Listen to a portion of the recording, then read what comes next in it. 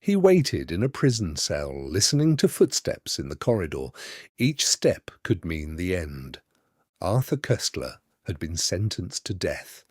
It was 1937. Seville, the Spanish Civil War. Prisoners were executed at dawn. Names were called.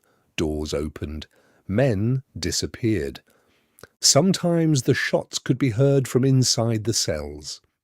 He did not know when his turn would come. Only a few years earlier he had believed in a system that claimed to explain history itself. He had trusted it, defended it, built his life around it. Now he was waiting to be shot by another system, equally convinced of its own truth. How does a man end up there? Arthur Koestler was born on September 5, 1905 in Budapest, then part of the Austro-Hungarian Empire. His family was Jewish but not religious in a strict sense. Like many middle-class Jewish families in Central Europe at the time, they were largely assimilated, speaking Hungarian and German, and fully integrated into the cultural life of the empire, rather than organizing their daily existence around religious practice.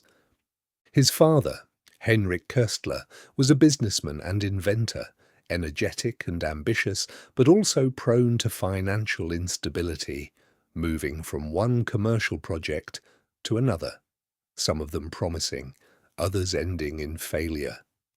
His mother, Adele Yitelis, came from a more cultured background and placed strong emphasis on education, manners and social standing, expecting her son to follow a respectable and stable path in life. Koestler was an only child, and much of the family's attention and expectation was concentrated on him from an early age, creating a sense of responsibility that he would carry with him into adulthood. Part of his childhood was spent in Vienna, where his father pursued business opportunities.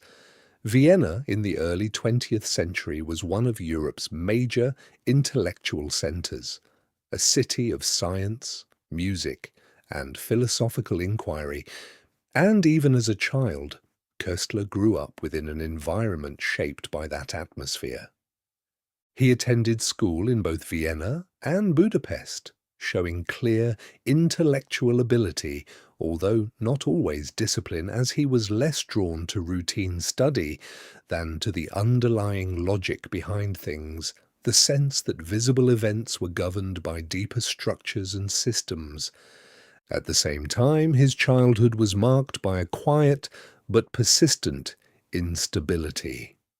His father's financial situation could change rapidly, and periods of relative comfort were often followed by uncertainty, forcing the family to adjust, relocate, and reconsider their expectations more than once. It was not a dramatic instability, but it was constant enough to shape his perception of the world. And gradually, as he grew older, that instability ceased to be only a private, family matter. It became something larger. The First World War began in 1914 when Koestler was 9 years old. At first, it seemed distant, something discussed by adults, reported in newspapers, present but not yet overwhelming. But as the years passed, its effects became increasingly visible and impossible to ignore. Food shortages appeared, the atmosphere in the city changed, and conversations grew more tense, more uncertain. By 1918, the war was over, and with it, the world Koestler had been born into had come to an end. The Austro-Hungarian Empire collapsed, borders were redrawn, and Budapest was no longer part of a vast imperial structure, but of a newly independent Hungary that was still searching for stability. In 1919, the country briefly became the Hungarian Soviet Republic under Bela Kun, as a radical socialist government attempted to reorganize society along revolutionary lines, challenging private property, reshaping institutions and introducing political repression into everyday life. The experiment was short-lived. Later that same year, the Soviet government fell and was replaced by the conservative regime of Admiral Miklos Horthy, marking a sharp turn away from revolutionary ideals toward nationalism, order, and control. For Koestler, who was entering adolescence, these events were not abstract historical developments, but part of the environment in which he was growing up. He observed how quickly entire systems could rise and collapse, how ideas, socialism, nationalism, revolution could move from theory into reality and then disappear again, leaving behind uncertainty and instability. Stability was no longer something that could be assumed. At the same time, another shift was taking place, one that affected him more directly. In 1920, Hungary introduced the numerus clausus law, which limited the number of Jewish students allowed in universities, making it one of the first anti-Jewish laws in post-war Europe. For families like the Koestlers, this was a clear and unsettling signal. They were part of society, educated, urban, culturally integrated, and yet their position was no longer secure. Opportunity could now be restricted, not by ability, but by origin. Belonging had become conditional. For Koestler, approaching the age of higher education, this created a tension that was both personal and structural, raising a question that would shape his early decisions. If the society around you is unstable and your place within it uncertain, where do you go? In 1922, Koestler left Hungary and moved to Vienna, where he enrolled at the University of Vienna to study engineering, a practical and socially respectable choice that aligned with his family's expectations. For Koestler, however, this path did not hold for long. Vienna in the early 1920s was not only a place of formal education, but one of Europe's most active intellectual centres, where students, writers, and political thinkers gathered in cafes such as Café Central and Café Herrenhof, discussing the future of a continent that had only recently emerged from war and collapse. Ideas were not abstract here. They were immediate, urgent, and often in conflict. Nationalism, socialism, Zionism, and psychoanalysis all competed to explain a world that no longer followed familiar rules, and Koestler found himself increasingly drawn into that environment. Although he attended lectures, his attention shifted elsewhere. What interested him more were discussions, arguments, and the sense that history was unfolding in real time, not in textbooks, but in conversations, movements, and decisions. During this period, he became involved in a Zionist student corporation known as UNITAS. Such organizations were structured and disciplined communities rather than informal associations, combining political discussion with ritual, hierarchy, and a strong sense of belonging. Members debated ideology, but they also followed traditions that emphasized identity and cohesion. One of those traditions was the mensur, a formalized fencing duel fought with sharp blades under strict rules, where participants stood at a fixed distance and exchanged controlled strikes. The purpose was not victory, but composure. Koestler took part in these duels and received a facial scar, a schmiss, which he would carry for the rest of his life. Within that context, the scar was not a mark of violence, but of discipline, endurance, and belonging. At the same time, his involvement in Zionism deepened. For many young Jews in Central Europe, Zionism offered something that their environment no longer guaranteed, a clear answer to the question of identity and future.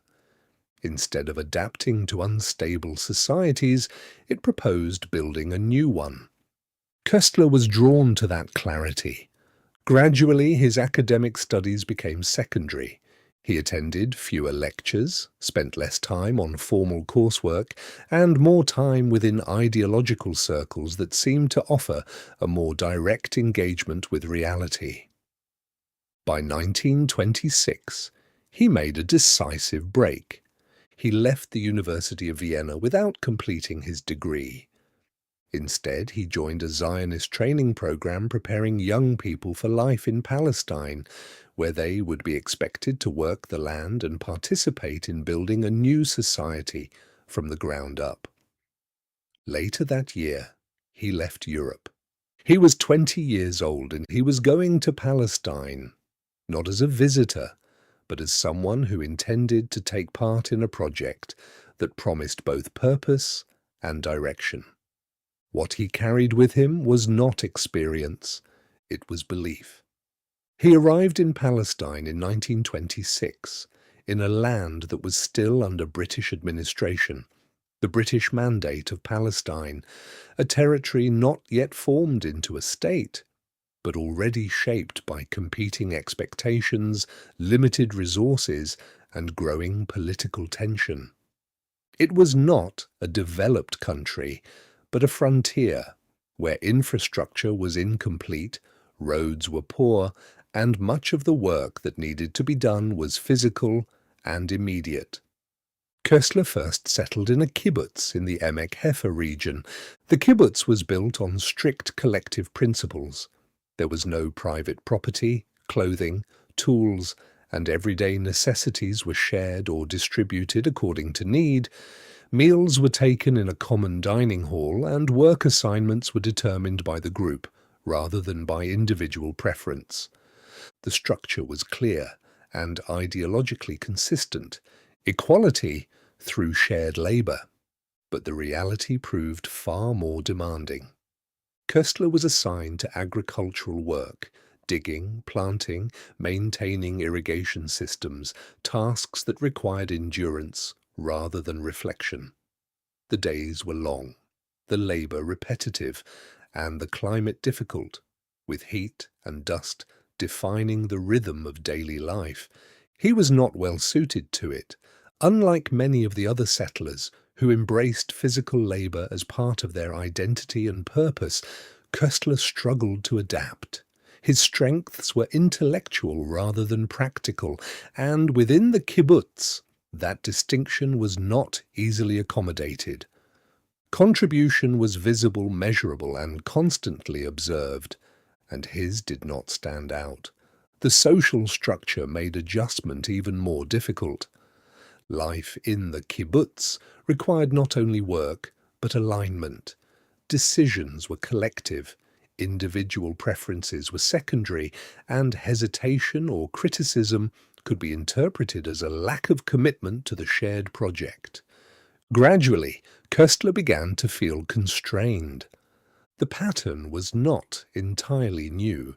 The expectation that the individual should align fully with the group. He had encountered it before in ideological circles in Europe. Here, it appeared in a different form, but with a similar internal pressure.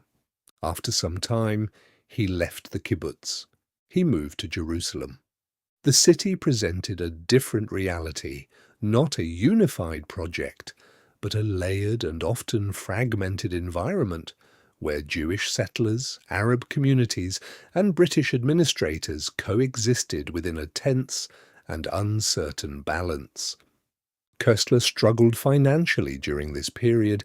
He lived in modest conditions, at times close to poverty, taking temporary jobs and searching for more stable work. For a period, he worked as a secretary while continuing to look for opportunities that would better match his abilities. Eventually, he found his way into journalism. He began writing for German-language publications, including the Palästinensische Post, covering local developments, political tensions, and aspects of daily life under the British Mandate. Writing changed his position. He was no longer trying to fit into the system. He was observing it. From that perspective, The situation appeared more complex than it had from a distance. Palestine was not only a project of construction, it was also a space of conflict. Relations between Jewish settlers and the Arab population were already tense, sometimes openly, sometimes beneath the surface, while British policy attempted to manage the situation without fully resolving its contradictions. The clarity of the original idea began to fade.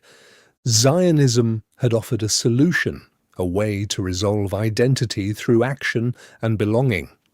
But reality introduced limits. Building a society required negotiation, compromise, and confrontation with conditions that could not be fully controlled. For Koestler, this marked the beginning of a deeper shift. His belief did not disappear, but it weakened. By 1927, after about a year in Palestine, he made another decision. He left. This time, he was not moving toward an idea. He was moving away from one. He returned to Europe with something he had not had before: experience, and with it, doubt. In 1927, Koestler settled in Berlin, then one of the most dynamic and unstable cities in Europe, where the Weimar Republic still functioned, but under increasing pressure from economic crisis, political fragmentation, and rising extremism.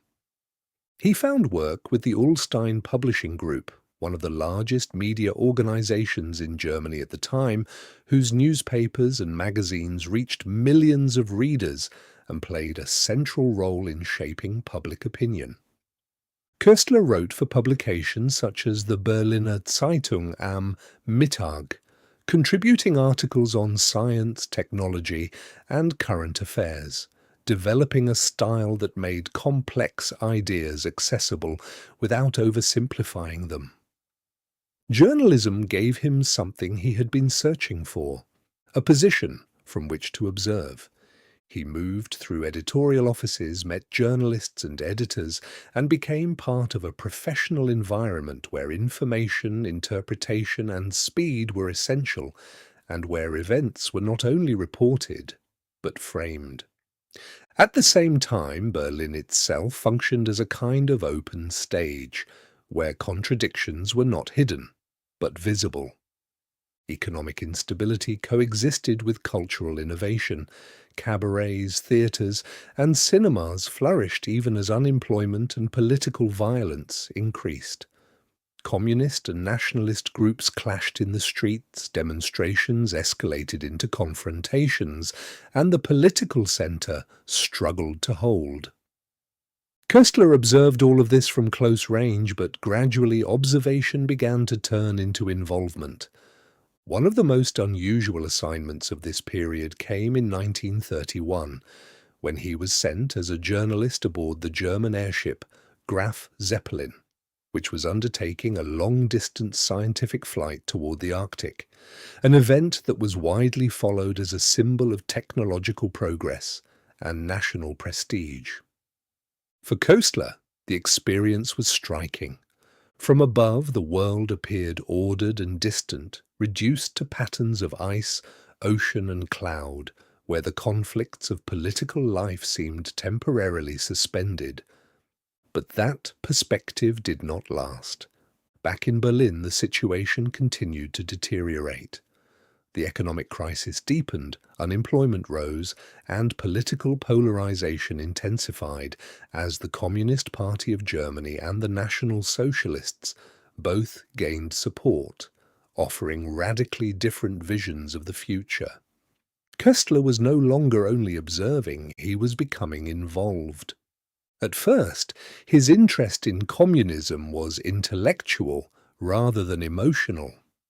The Soviet Union presented itself as a system based on planning, discipline, and historical direction, offering a sense of order that contrasted sharply with the instability of Weimar Germany. It promised clarity. Gradually, that interest developed into commitment. Koestler moved closer to the communist movement, attending meetings, reading party texts, and engaging with its arguments, as the distance between observer and participant steadily diminished. By 1931, he made a decisive choice. He joined the Communist Party of Germany, the KPD. It was not a casual step, but a commitment that required alignment, not only in action, but in interpretation. He did not join as an observer, he joined as a believer. For the second time in his life, he had found an idea that promised to explain the world and to change it. And this time, the stakes were higher. Shortly after joining the Communist Party of Germany in 1931, Koestler became more deeply involved in its activities, entering a system that demanded not only participation, but a disciplined alignment of thought, language, and interpretation. At the same time, he was given the opportunity to see the system he believed in at its source. In 1932, Koestler travelled to the Soviet Union. The trip was organised through official channels, as was typical for foreign journalists at the time, and, like many visitors, he was presented with a carefully curated version of Soviet reality: industrial projects, collective farms, and model institutions designed to demonstrate progress and direction. Koestler travelled beyond Moscow, visiting regions in Central Asia, including Turkmenistan, where Soviet policies of collectivization and rapid transformation were being implemented on a large scale.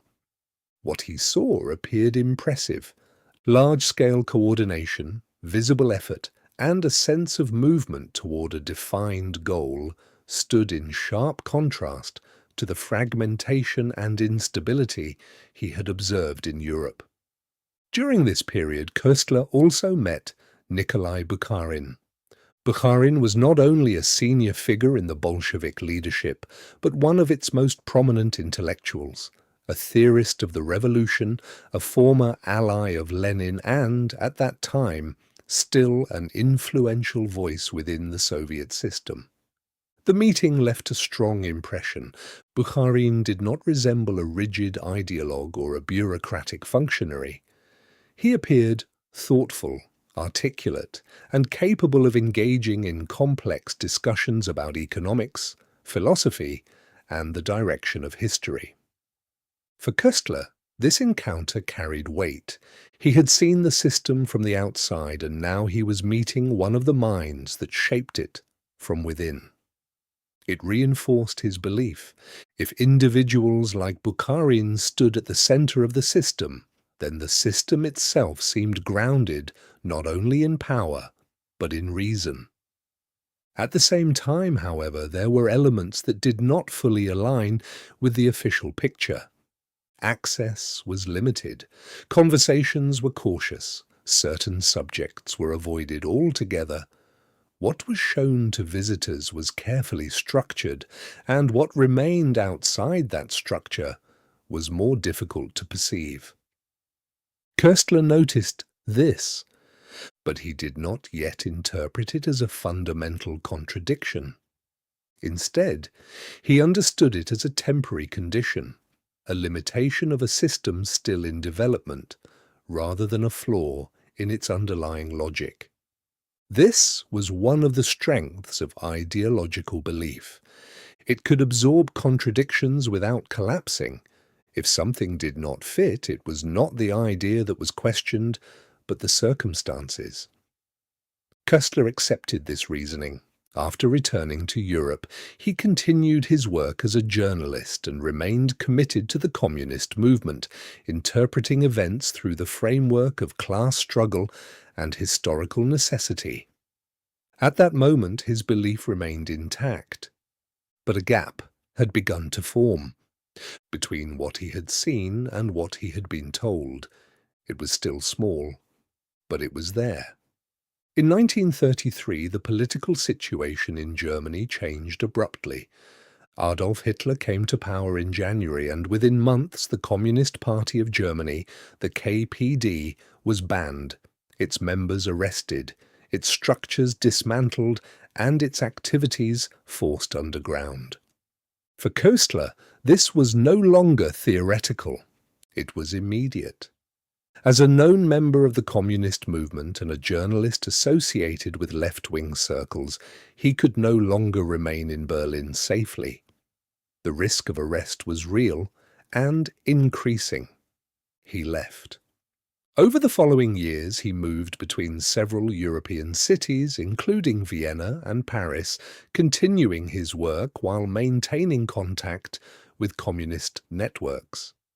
These were years of transition marked by uncertainty, displacement, and a steadily intensifying political climate across Europe. At the same time, the rise of fascism reinforced his commitment. The world appeared increasingly polarized. On one side were regimes built on nationalism and authoritarian control. On the other, a system that claimed to represent equality, historical direction, and inevitability. For Koestler, the choice still seemed clear.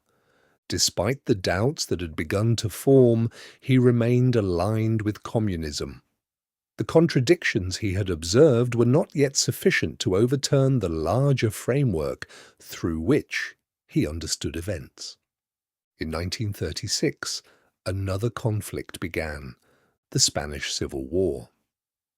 It quickly became more than a national struggle, turning Spain into a focal point of ideological confrontation.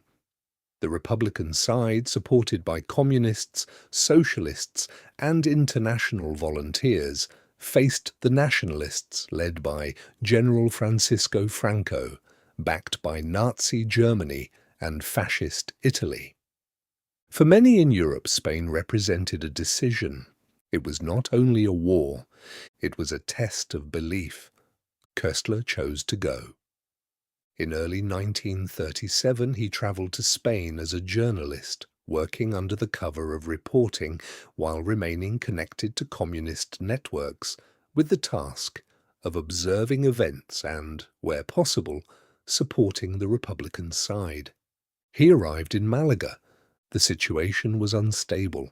The city had recently fallen under nationalist control following the collapse of Republican defenses, and the presence of foreign journalists attracted attention in an already tense environment. Koestler was recognized. He was arrested by Francoist authorities and accused of espionage. Within days, he was transferred to Seville, and there his position changed completely. He was no longer a journalist. He was a prisoner. Koestler was taken to a prison in Seville in February 1937, a military facility used by the nationalist authorities to hold political prisoners, suspected spies, and anyone considered an enemy. Conditions were harsh, cells were overcrowded, light was limited, and the routine was irregular, creating an environment in which time itself seemed unstable, difficult to measure, and increasingly detached from ordinary sequence. Prisoners were kept isolated from the outside world, with little information about their situation or their fate. What defined the prison, however, was not only confinement, it was expectation. Executions were carried out regularly.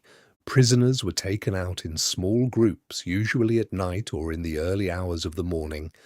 Names were called, doors opened, footsteps moved down the corridor, and then, after a pause that became familiar, shots could be heard.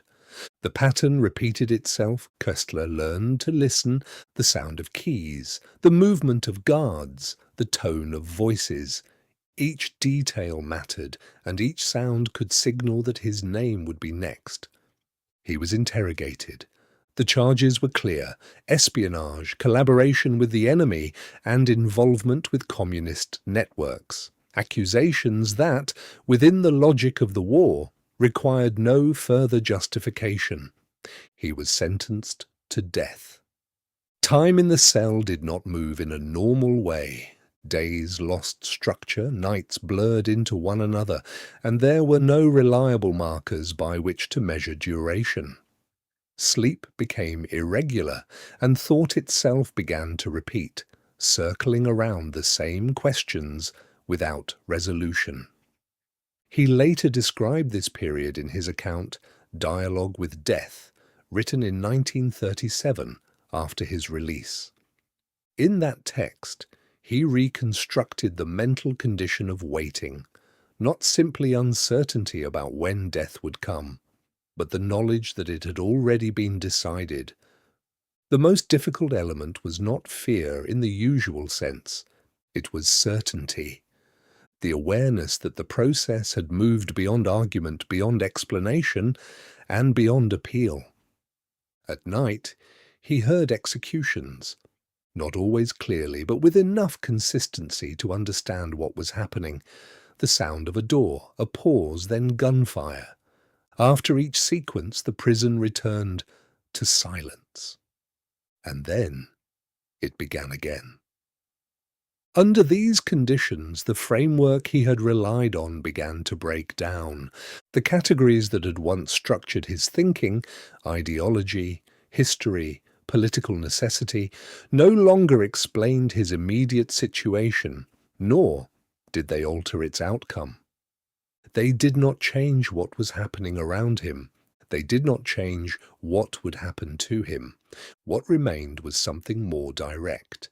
The fact of being alive, and the awareness that this could end at any moment. In that space, abstract ideas lost their weight.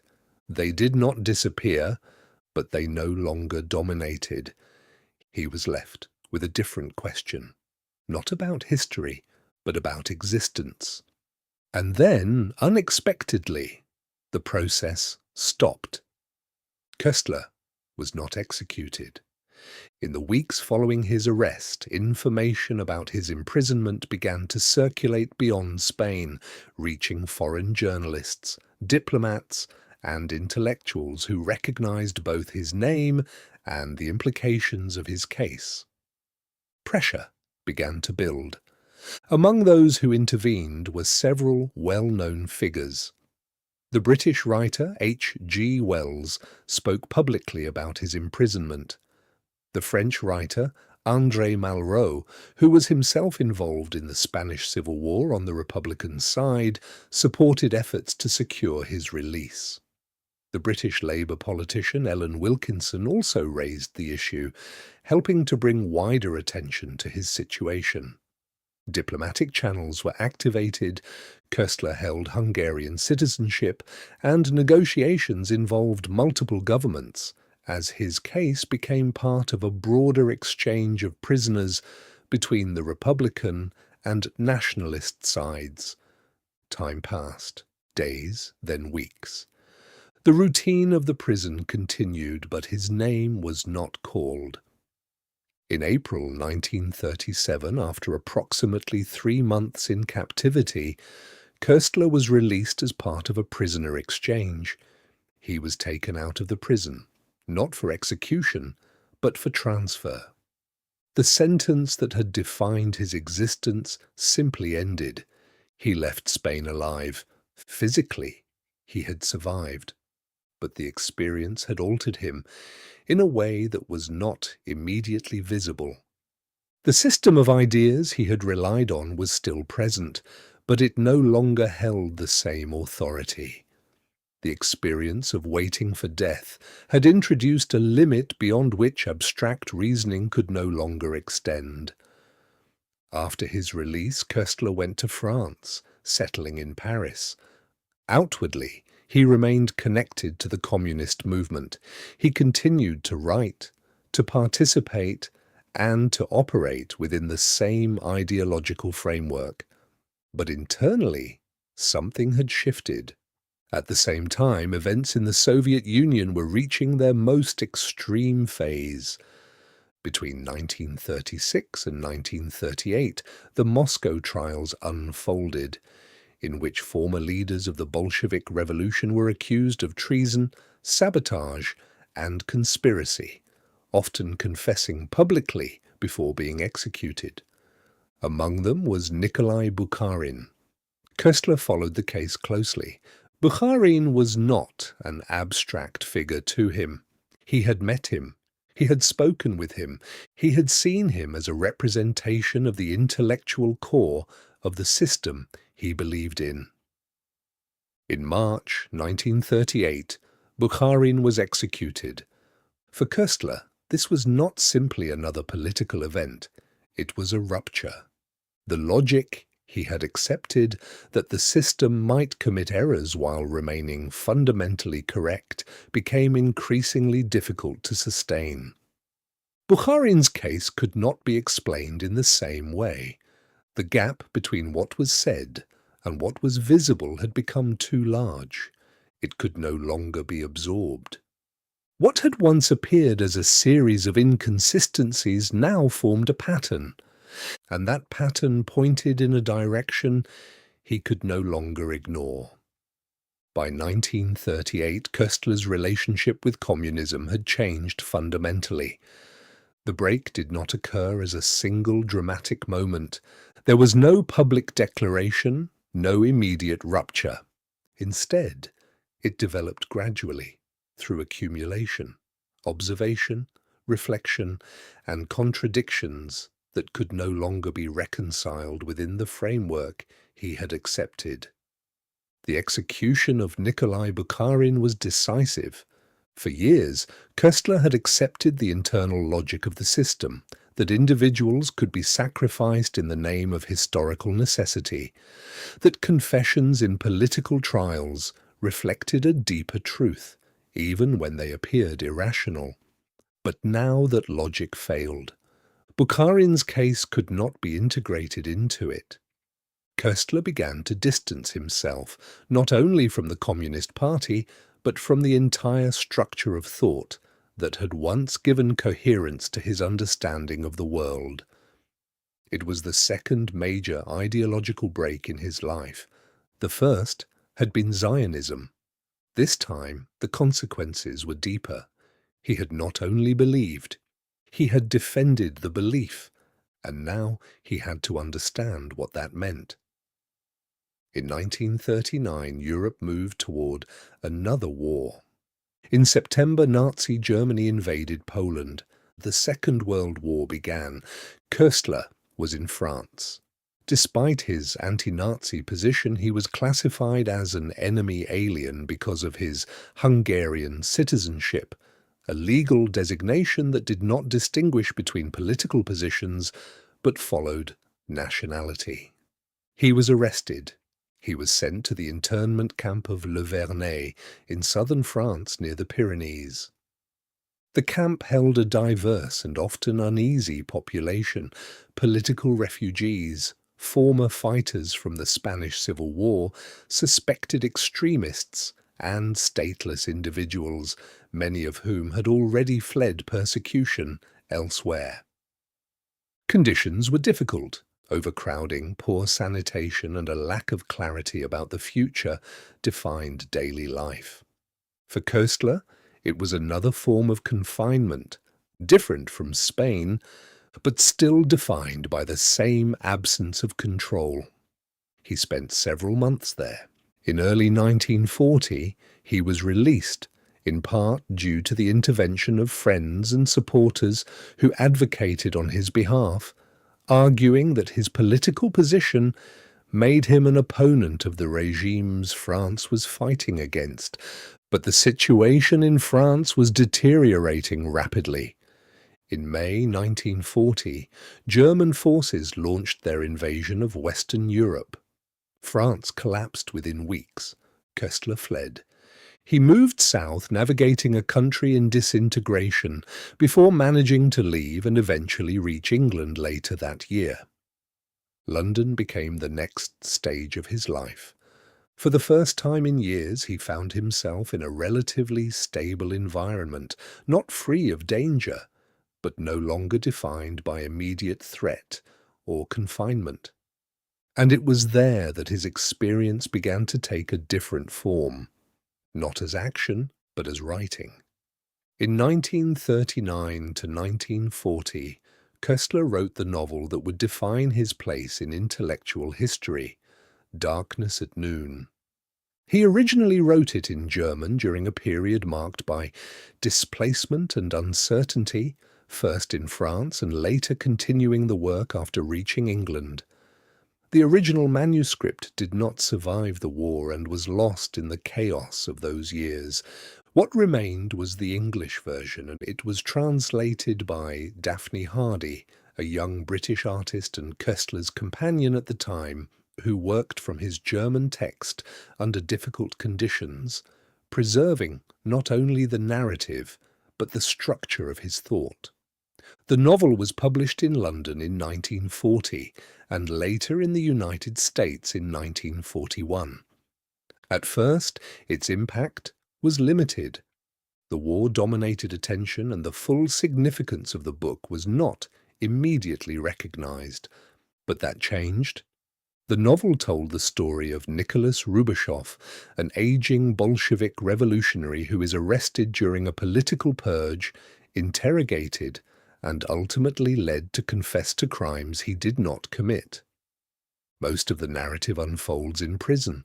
The setting reflected Koestler's own experience, isolation, waiting, the presence of death, but the deeper focus of the novel lay elsewhere.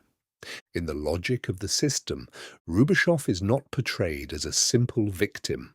He is a believer, a participant in the same system that now condemns him.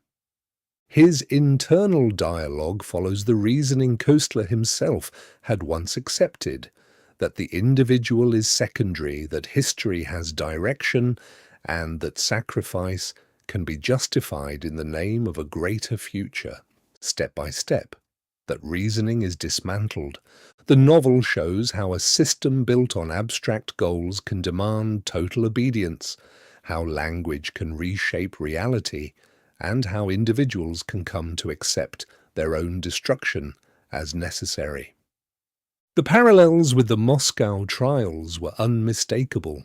Figures like Nikolai Bukharin provided a real-world reference point for the fictional narrative, giving the novel a weight that extended beyond literature into political understanding. But the book did more than describe events. It explained a mechanism, how intelligent, rational people could become part of a system that required them to deny their own experience. Gradually, Darkness at Noon became one of the most influential political novels of the 20th century. It was translated into multiple languages, widely read, and discussed across Europe and the United States, shaping how a generation understood the nature of totalitarian systems. Koestler was no longer simply a journalist or a former political participant.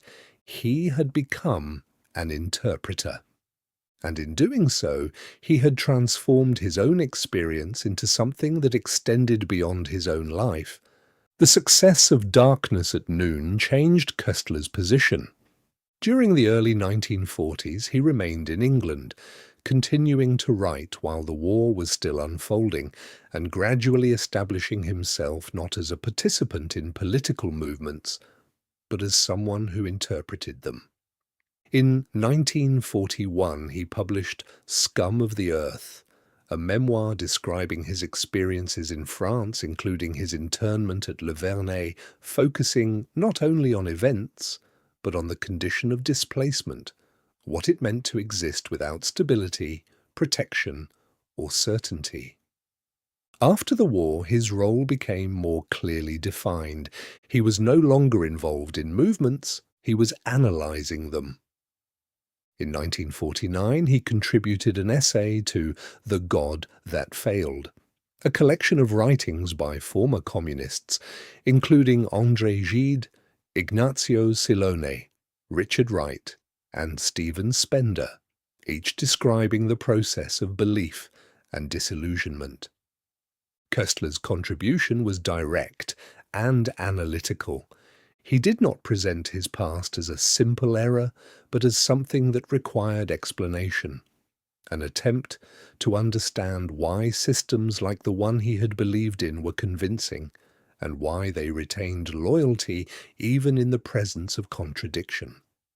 This question remained central to his work, not only what people believe, but how belief is formed. In the 1950s and 1960s, his interests shifted. He moved away from direct political analysis toward broader questions concerning science, creativity, and the structure of human thought.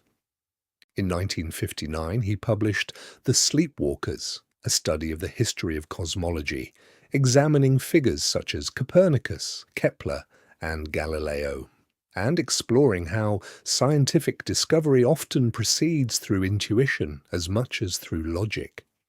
This marked another transition.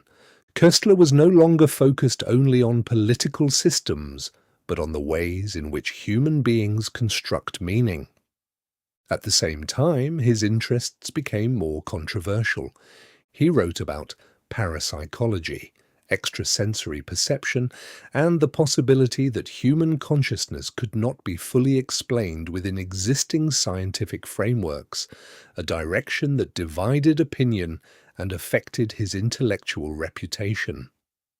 Some saw this as a continuation of his curiosity. Others saw it as a departure from rigor. Koestler did not attempt to resolve that tension. His reputation became more complex. He remained an influential figure, but also a controversial one, with accounts of his personality describing him as intense, demanding, and often difficult, and later accusations concerning his personal behavior further complicating his legacy. In 1981, Koestler was diagnosed with Parkinson's disease. Soon after, he was also diagnosed with leukemia. His health declined. By that time, he was living in London with his wife, Cynthia Jeffries. Unlike Koestler, she was physically healthy. On March 1st, 1983, Arthur Koestler and Cynthia Jeffries died together, having taken an overdose of barbiturates. Koestler left a written statement explaining his decision, referring to his illnesses and his desire to maintain control over the end of his life. He was 77 years old. He had lived through empires, revolutions, and wars. He had believed, more than once, in systems that promised to explain the world. And he had turned away from them when reality no longer matched belief. What remained was not a single answer, but a question. How does a person live in a world where ideas can both explain and distort reality? And how many times can that question be asked before it changes the person asking it?